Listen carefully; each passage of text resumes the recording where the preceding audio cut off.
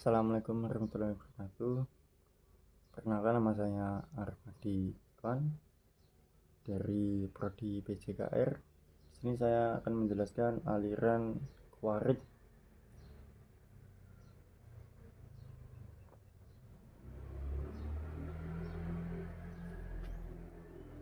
Aliran Khawarij, pengertian dan nama-nama Khawarij. Secara bahasa, Khawarij adalah bentuk pula dari kata kharij yang secara bahasa ini terambil dari lafal kha, ra, dan ja, yang bermakna kebalikannya dari masuk.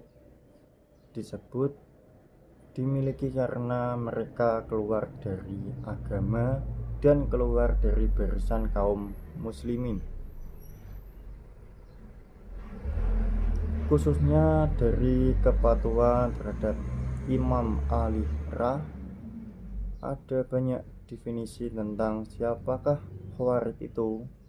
Di antaranya ada yang mendefinisikan dengan definisi sempit, yaitu mencakup Khawarij yang ada pada masa Khalifah Ali bin Abi Thalib saja. Ada pula yang mendefinisikannya dengan definisi luas hingga seluruh kelompoknya menyampel dari pemimpin yang sah atau mempunyai akidah yang sama dan kelompok Khawarij. Masa Ali bin Abi Thalib maka disebut Khawarij. Berikut ini kami paparkan beberapa definisi para ulama. Abu Al-Fatah Abdul Harim Al-Asy Al-Zahhatani mendefinisikan Khawarij dengan definisi umum, sebab menurutnya Khawarij bukan hanya kelompoknya yang menampel dari kepemimpinannya Ali bin Abi Thalib saja, namun mereka adalah setiap orang yang keluar dari kepemimpinannya yang sah. Di dalam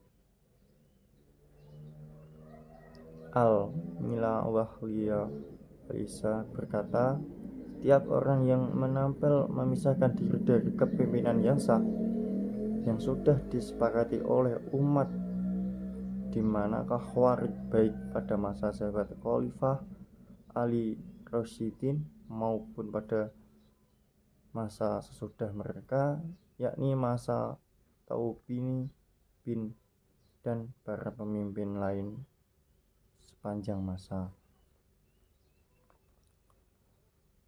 Menurut istilah fikih, tiada menyempal dari kepemimpinan yang sah ini disebut bohat atau pemberontakan.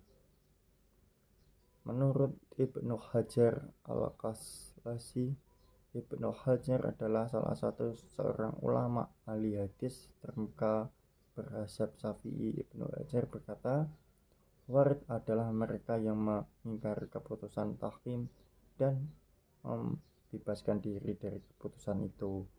Mereka juga menentang beberapa keputusan Utsman dan Zuhriyah.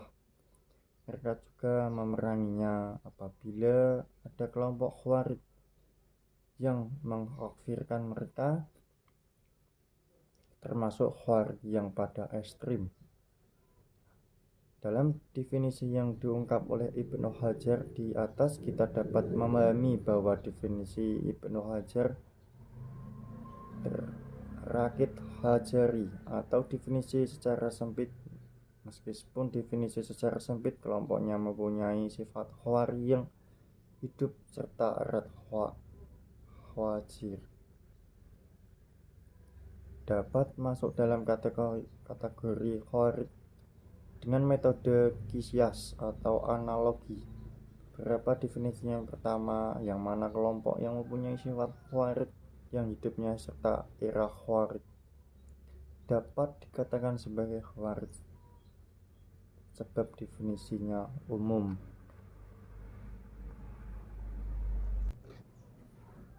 Selanjutnya, pengertian aliran Syiah. Pengertian dan sejarah kemunculan Syiah secara etimologi menurut Ibnu al-Mansur, kata as-Syiah dalam bahasa Arab berarti kaum yang berkumpul dalam sebuah perkara. Dalam Al-Quran, lafal yang tercabang dari Syiah terulang setidaknya 12 kali. Ibnu al-Juzam menyebut lafal tersebut secara global diperuntukkan 4 makna. Makna yang pertama adalah al-fiqh, golongan seperti firman Allah Ta'ala, sesungguhnya orang-orang yang memecah belah agama dan mereka menjadi terpecah beberapa golongan, sedikit pun bukan tanggung jawabmu. Makna kedua adalah keluarga yang senasab, sebagai firman-Nya Allah Ta'ala, dan dia Musa masuk ke kota Memphis ketika penduduknya sedang lengah, maka dia menepati di dalam kota itu 2 orang laki-laki yang sedang berkelahi. Ini keluarga yang senasab dengannya Musa. Makna yang ketiga adalah pemeluk agama, sebagai firman Allah Ta'ala, kemudian pasti ada kami tarik dari setiap pemeluk agama siapa di antaranya mereka yang sangat berharga kepada Tuhan yang Maha Pengasih. Makna keempat adalah kesenangan yang berada berbeda-beda, sebagai firman Allah Ta'ala, katakanlah dialah yang berkuasa mengirim azab kepadamu dari atas ataupun dari bawah kakimu, atau dia memakai kamu ke dalam beberapa kesenangan yang berada berbeda-beda. Dari keempat makna tersebut, tiada satupun yang diartikan sebagai kelompok tertentu. Mengikut Ali bin Abi Thalib Ra, secara terminologis, menurut Al-Asahratani,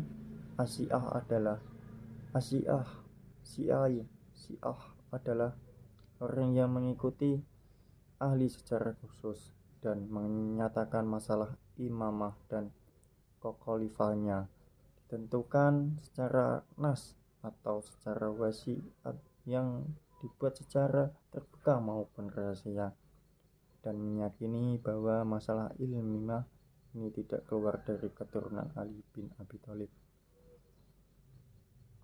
Syiah mengklaim sebagai para pendukung Imam Ali bin Abi Thalib. Mereka berpendapat imamah adalah hak Ali bin Abi Thalib yang telah ditetapkan berdasarkan nas Al-Quran maupun wasiat Nabi Sallallahu Alaihi Wasallam, baik secara eksploitasi maupun empalitas.